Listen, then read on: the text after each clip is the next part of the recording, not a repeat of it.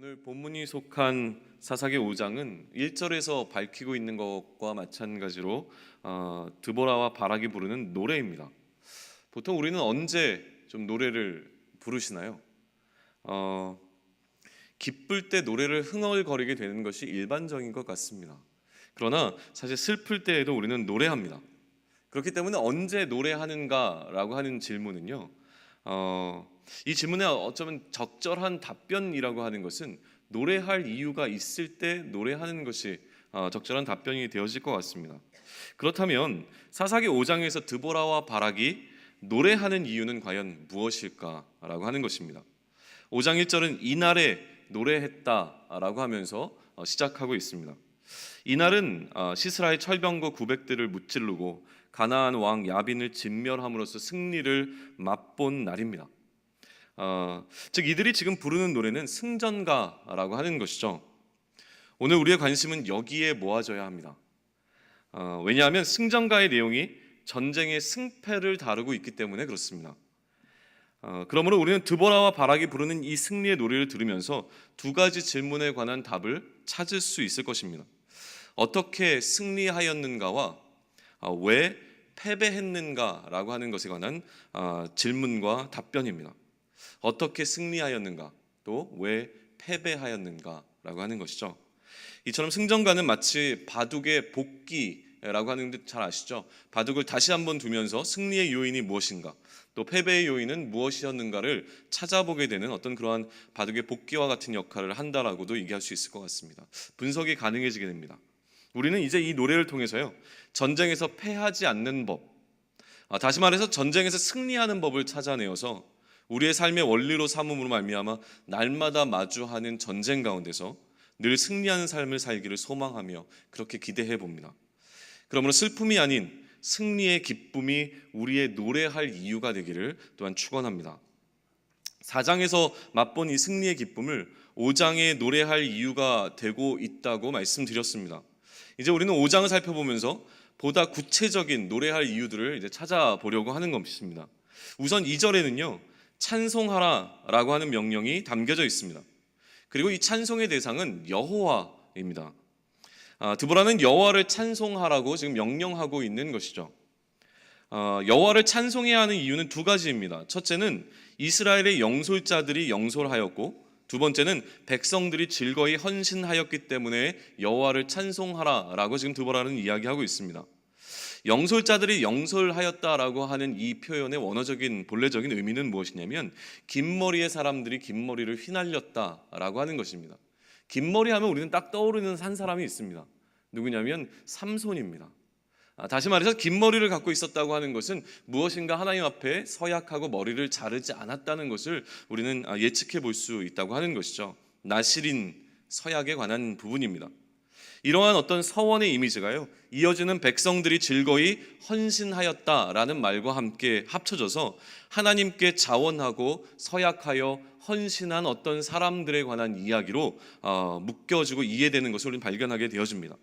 그렇다면 여호와를 찬송해야 되는 이유는 무엇이냐면, 다시 말해서 여호와를 노래해야 될 이유는 백성들이 하나님께 자원하여 서약하고 헌신하였기 때문에 우리에게는 노래할 이유가 있다라고 말하고 있는 것입니다. 3절은 들으라라고 명령하고 있습니다. 2절에서 찬송하라는 명령과는 조금 다른 명령이 등장하고 있는 것이죠. 2절에서 찬송할 대상과 대조적으로 이 찬송을 들어야 할 대상자들은 누구냐면 너희 왕들과 통치자들입니다. 다시 말해서 노래를 들어야 하는 이들은 누구냐면 가나안 왕들이라고 하는 것이죠. 드보라는 이 가나안 왕들에게 듣고 귀를 기울이라고 명령하는데 그 이유가 굉장히 압권입니다. 왜냐하면 이제 드보라가 여호와를 노래할 것이기 때문에 그렇습니다. 이스라엘 하나님 여호와를 찬송할 것이기 때문에 너희 왕들은 들으라라고 지금 명령하고 있는 것입니다. 찬송의 대상인 여호와와 들어야 하는 대상이 분명한 대조를 이루고 있는 것을 우리는 발견하게 되어집니다. 정리하고 넘어가겠습니다. 첫 번째 노래할 이유에 관해서 정리합니다. 지금 대상은 둘로 나눠집니다. 찬송해야 하는 자들과 찬송을 들어야 하는 자들입니다. 찬송을 해야 하는 자들은요, 하나님께 헌신한 자들입니다. 그리고 찬송을 들어야 하는 자들은 이들을 대적한 적들입니다. 즉 승리의 노래는 하나님 편에 서 있기에 부를 수 있다라고 하는 것입니다. 이제 두 번째 노래할 구체적인 이유를 좀 살펴보겠습니다. 4절은 여호와 하나님이 이스라엘의 상황 가운데 개입하심이 시작되었음을 노래하고 있습니다. 4절과 5절은 그 여호와 하나님의 임재 앞에서 땅과 하늘이 지진과 폭우를 통하여서 반응하고 있음을 말하고 있습니다. 6절에서 8절은요, 이러한 여호와의 개입 이전의 상황에 관해서 설명하고 있습니다.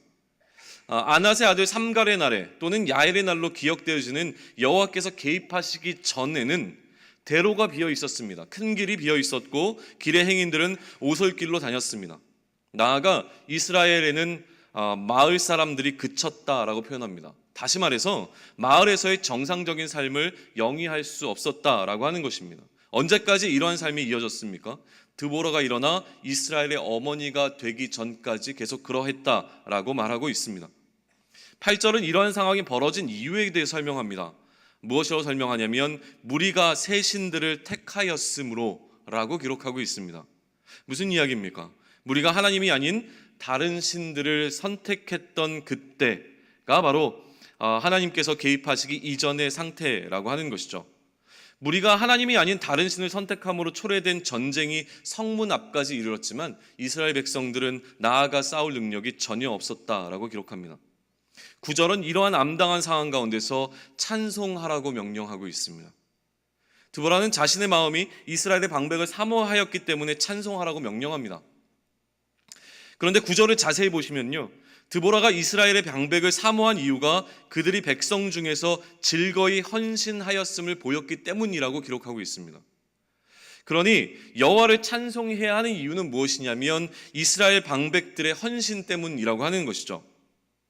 그러니 이러한 헌신이 발단이 되어 그런데 이러한 헌신이 발단이 되어서요, 앞으로 놀라운 일이 발생하게 되어집니다. 이제 그것을 좀 더 살펴보고자 합니다. 10절은 이제 노래할 사람들에 관한 이야기를 잠시 언급하고 있습니다. 노래할 사람들이 누구라고 기록합니까? 흰 나귀 탄 자들, 또 양탄자에 앉은 자들, 길에 행하는 자들이 전파하라고 이야기합니다. 이 전파하라고 하는 말은요, 노래하라, 찬양하라는 말과 같은 의미로 사용되고 있습니다. 이들이 지금 전파해야 될 대상들에 대해서 얘기하는데, 이 전파, 찬양할 사람들은 누구냐면 흰 나귀를 탄 자들, 다시 얘기하면 높은 지위에 있었던 귀족들로부터 길에서 행하는 자들, 평범한 평민들에까지 모든 사람들이 이러한 찬양을 해야 한다라고 하는 것을 이야기합니다. 11절은 무엇을 얘기하냐면 노래할 장소에 관해서 이야기합니다. 전쟁의 소문이 있는 곳으로부터 어디까지? 우물가까지 이야기합니다. 다시 얘기하면 전쟁터뿐만 아니라 그들의 생활의 터전까지 곧 모든 곳에서 이것을 찬양해야 한다라는 것을 이야기하고 있는 것입니다. 또 마찬가지로 이렇게 그들이 모든 사람들이 모든 곳에서 찬양해야 되는 그 찬양의 내용, 전파해야 될 전파의 내용이 무엇인가에 대해 설명하고 있는데요, 그것을 이렇게 설명합니다. 여호와의 공의로우신 일을 전하라라고 얘기합니다. 그리고 이것을 조금 더 구체적으로 설명하는데요, 이스라엘에서 마을 사람들을 위한 의로운 일, 의로우신 일을 노래하라라고 얘기하고 있습니다. 그러니까 두 번째 노래할 이유는 무엇이냐면 백성들과 방백들의 헌신에 여호와께서 개입하셔서 그들을 위한 의로운 일을 행하신 것을 전하기 위해 노래해야 한다라고 하는 것입니다. 하나님께서 행하신 의로운 일이 우리가 노래해야 할 이유가 된다라는 것을 설명하는 것이죠. 자, 이제 우리는 두 가지 노래할 이유를 찾았습니다. 첫 번째는 무엇입니까? 사람들의 헌신 때문에 노래해야 합니다. 두 번째 이유는 무엇입니까? 하나님께서 의로우신 일을 행하셨기 때문에 노래해야 한다라고 하는 것입니다. 근데 이쯤에서 우리에게 궁금증이 하나 들어옵니다. 과연 하나님께서 행하신 이 의로운 일이라고 하는 것이 무엇일까라고 하는 것이죠. 하나님은 어떠한 의로운 일을 행하셨는가를 살펴보아야 합니다. 이어지는 본문에는요, 두 번의 그때에라고 하는 표현이 등장하고 있습니다. 11절 마지막에 그때에는 여호와의 백성이 성문에 내려갔다라고 기록하고 있습니다. 백성이 내려가서 한 것은 무엇이냐면 드보라와 발락에게 구원을 호소한 것입니다. 두 번째 그때에는요, 13절에 등장하는데 이번에 내려온 것은 백성들 중에서 남아있었던 자들과 남은 귀인들이 내려왔다라고 하고, 또한 누가? 여호와께서도 내려오셨다라고 표현하고 있습니다. 결국 백성들과 여호와께서 두 번째 내려오셨다는 것으로 이제 정리해 볼 수 있는데, 이 두 번째 내려옴의 목적은 무엇이냐면 드보라를 위한 것이었습니다. 14절에서부터 18절은 백성들이 온 것에 관해서 말합니다.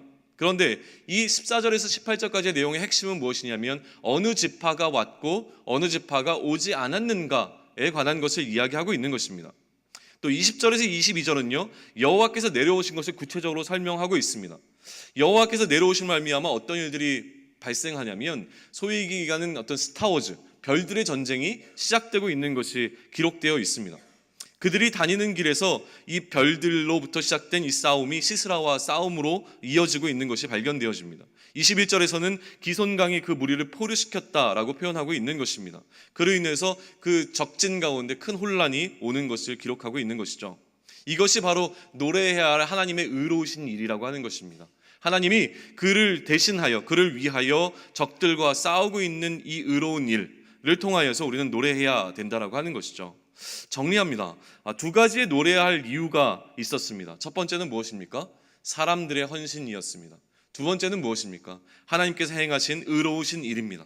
하나님의 의로우신 일을 지금 구체적으로 어떻게 설명하고 있습니까? 하나님께서 누구를 위하여? 드보라를 위해 시스라와 싸우신 그것이 우리가 지금 드보라가 노래하고 있는 노래해야 할 어떤 이유가 된다라고 하는 것입니다. 그리고 난 다음에 이제 본문은 무엇을 이야기하냐면 마지막 복귀를 시도하고 있는데요, 망함과 흥함에 관한 이야기를 합니다. 저는 늘 이제 망함과 흥함이라고 하는 이 단어를 떠올릴 때마다 생각나는 목사님이 계십니다. 김창인 목사님이신데요, 그분 밑에서 어린 시절 계속 신앙생활을 해왔기 때문에 여러 번 설교의 예화를 들었던 것이 있습니다. 너무 많이 들어서 몇 번 들었는지도 기억이 안 날 정도로 굉장히 많이 들었었는데 항상 이렇게 얘기하셨습니다. 우리나라가 망한 이유는 자꾸 우리 부모들이 자녀들을 바라보면서 이런 망할 놈의 자식이라고 얘기를 해서 우리나라가 이 지경이 되었습니다. 그런데 그나마 지금처럼 살 수 있었던 건 무엇이냐면 아이의 코를 풀면서 흥해라 라고 했기 때문에 망하지 않고 흥했다 라고 하시는 예화를 정말 너무 많이 사용하셔서 제 마음속에 박혀 있습니다. 지금 이제 이 노래를 마무리하면서 드보라는 무엇을 노래하고 있냐면 망함과 흥함에 관한 노래를 부르고 있습니다. 첫 번째는 저주의 대상에 관한 이야기가 등장합니다. 23절인데요, 여호와의 사자의 말씀에 메로스를 저주하라 라고 합니다. 지금 메로스가 누구인가, 누구인가를 떠나서 우리에게 중요한 것은 무엇이냐면 왜 이 메로스가 저주를 받아야 하는가라고 하는 것입니다. 이어지는 본문에 보면 그 이유가 설명되어져 있습니다. 메로스가 저주를 받아야 하는 이유는 너희가 거듭거듭 그 주민들을 저주할 것은 그들이 와서 무엇을? 여호와를 돕지 아니하였기 때문이라고 설명하고 있습니다. 여호와를 도와 용사를 치지 아니하였기 때문에 저주를 받아야 한다라고 이야기하고 있습니다. 그리고 난 다음에 이제 축복받아야 할 어떤 대상에 관한 설명이 24절에 등장합니다. 24절에 등장하는 축복받아야 된 사람은 누구입니까? 야엘입니다. 이 야엘이 다른 여인들보다도 더 복을 받아야 할 이유는 무엇입니까? 그것이 25절부터 27절까지의 말씀인데요, 그가 시스라를 죽였기 때문입니다. 시스라를 죽인 것이 복받을 이유가 된다라고 하는 것이 무엇인가 좀 마음에 와닿지 않을 수 있는데요, 간단하게 설명하면 그것입니다. 무엇을 한 것입니까? 여호와를 도운 것입니다. 자, 저주를 받은 사람은 누구입니까? 여호와를 돕지 않은 자입니다. 그러면 지금 축복받은 자는 누구입니까? 여호와의 일을 도운 자라고 하는 것이죠. 또 마찬가지로 마지막에는요, 대조적으로 축복받지 못한 한 여인이 등장하고 있습니다. 28절부터 제가 읽어나갑니다. 시스라의 어머니에 관한 이야기인데요, 좀 어떤 의미에서 보면 굉장히 가슴 아프게도 들릴 수 있는 내용입니다. 시스라의 어머니, 시스라는 죽어 있는 상황입니다. 야엘에 의해서 죽었습니다. 그런 그 죽음을 알지 못하는 시스라의 어머니가 창문을 통하여 바라보며 이렇게 이야기합니다. 그의 병거가 어찌하여 더디 오는가? 그의 병거들의 걸음이 어찌하여 늦어지는가 하며 그의 지혜로운 시녀들이 대답하였겠고 그도 스스로 대답하기를 그들이 어찌 노량물을 얻지 못하였으랴. 스스로 위안하고 있는 것이죠. 그것을 나누지 못하였으랴. 사람마다 한두 처녀를 얻었으리로다. 시스라는 채색 옷을 노략하였으리니 그것은 수놓은 채색 옷이로다. 곧 양쪽에 수놓은 채색 옷이리니 노략한 자의 목에 꾸미리로다 하였으리라. 무언가 이것을 아들을 잃어버렸지만 아들의 죽음을 알지 못하는 한 어머니의 아들을 향한 그리움으로 이해하게 되면 뭔가 애틋함마저 느껴지는 성경 구절입니다. 그러나 지금 본문이 이야기하고 있는 포커스는 거기에 있지 않습니다.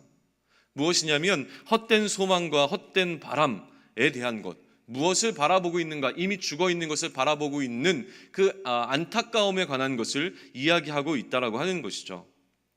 자, 우리는 이제 흥함과 망함에 대한 그 노래까지 다 들었습니다.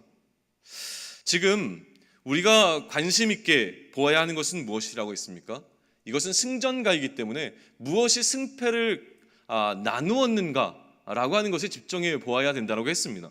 그렇다면 노래해야 하는 이유 가운데서 우리가 발견하게 된 우리가 이 승패를 결정짓는 결정적인 사건을 무엇으로 이해하면 되겠습니까? 그것은 아까도 설명했지만 그들이 와서 여호와를 돕지 아니하며 여호와를 도와 용사를 치지 아니함이라 하시도다라고 하는 것에서 발견해낼 수 있습니다. 여호와를 향한 헌신이라고 하는 것이죠. 여호와를 향해 사람들이 헌신했을 때 우리는 노래할 이유가 생겼습니다. 또한 그렇게 사람들이 헌신했을 때 하나님은 그들을 향하여서 공의로운 일을 행하셨기 때문에 노래해야 했습니다. 마찬가지로 저주를 받는 자와 축복을 받는 자가 구분되는 그 구분점에는 하나님을 위하여 일하였는가 일하지 아니하였는가에 관한 것이 기준점이 되고 있다고 오늘 본문은 이야기하고 있습니다.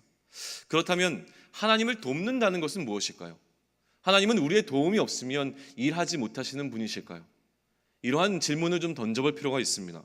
그렇게 우리는 여호수아 24장으로 잠시 넘어갈 필요가 있을 것 같습니다. 여호수아 24장을 제가 몇 구절만 읽겠습니다. 24장 14절과 15절인데요. 이렇게 기록되어져 있습니다. 16절까지 읽겠습니다. 그러므로 이제는 여호수아가 그의 죽음을 앞두고 이제 그 가나안 땅에 들어가서 생활하는 자들에게 그 후손들에게 마지막으로 유언처럼 남기고 있는 이제 장면입니다. 그러므로 이제는 여호와를 경외하며 온전함과 진실함으로 그를 섬기라. 너희 조상들이 강 저쪽과 애굽에서 섬기던 신들을 치워버리고 여호와만 섬기라.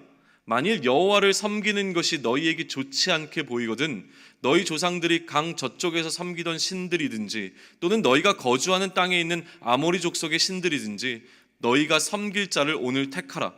오직 나와 내 집은 여호와를 섬기겠노라 하니 백성이 대답하여 이르되 우리가 결탄코 여호와를 버리고 다른 신들을 섬기기를 하지 아니하오리니 라고 기록되어 있습니다. 지금 여호수아는 이야기합니다. 이제 가나안 땅에서 너희가 선택해라. 하나님을 섬길 것인가 아니면 다른 것을 섬길 것인가. 나와 내 집은 오직 하나님만을 섬기겠다 라고 했을 때 백성들의 반응은 우리도 역시 하나님만 섬기겠습니다 라고 하는 것이었습니다. 그런데 지금 사사기에 넘어와서 이들이 보여주고 있는 것은 무엇이냐면 하나님 편에 서지 못한 그들의 모습이었다고 하는 것입니다. 그러면 다시 그들이 어떻게 되어주고 있습니까? 하나님 편에 섰을 때에 하나님의 공의가 그들 가운데서 일어나고 있는 것이 보여지게 되는 것입니다. 그러면 오늘 본문이 우리에게 주고자 하는 메시지는 과연 무엇이겠습니까? 우리는 어느 편에 서 있는가라고 하는 질문을 던지고 있는 것입니다. 드보라의 시대와 같이 드보라가 일어나지 않았던 시대에 하나님 편에 서지 못했던 자들이 드보라가 일어나고 난 이후에 하나님 편으로 몰려오고 있는 그 장면을 상상해 보시면 지금 우리는 이 땅 가운데서 누구의 편에 서 있는가라고 하는 질문을 던져볼 수 있다라고 하는 것이죠. 혹 우리는 하나님 편이 아니라 하나님 편 아닌 곳에 서 있는 것은 아닐까라는 생각을 해보셔야 됩니다.